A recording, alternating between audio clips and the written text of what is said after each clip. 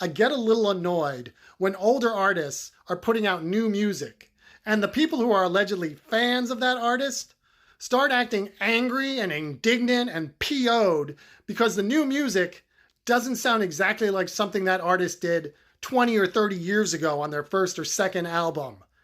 It's okay to have preferences. It's okay to say, this doesn't appeal to me.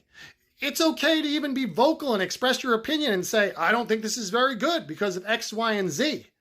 The problem comes in when you start getting angry and entitled and acting like it's a personal affront to you and that this artist must suck or that they hate you because they put out music that you personally don't like. Folks, let me explain a couple of things to you, okay? First of all, if you're a songwriter or an artist or a band, it's very difficult to keep creatively retreading the same ground over and over and over. Yeah, there's certain bands who can do it. There's certain bands who like doing it. AC/DC is a prime example. But in general, when you keep going to that same well over and over and over, especially when you're dealing with a rather limited, relatively limited genre like pop music or rock music, it's very difficult to avoid diminishing returns. And it's very difficult to avoid just picking at the same vein until what you're creating isn't very good. And the second part of that is it can be very unfulfilling for the artist to just keep doing the same thing over and over. Sure, sometimes they like to do it just to see if they can, but they may want to push ahead. They may want to try new things. They may want to push boundaries in some way. And that brings me to, what do they owe us? The only thing they owe you is acting in good faith.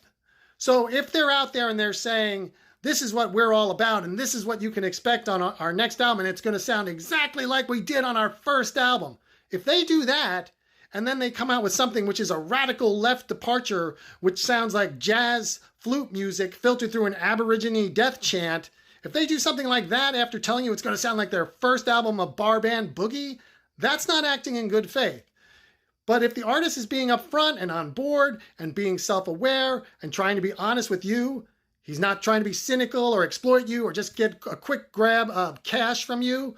As long as he's doing all those things, the only thing he really owes you is acting in good faith and trying to create the best piece of art that he can, or trying to express his message or his artistic statement in the best way he can. Just acting in good faith. He doesn't owe it to me or to anyone else to try to recreate the first 3 tracks on his first album just because you thought they were fire and that's where that artist sounds the best. It's not how it works. That's not how it should work.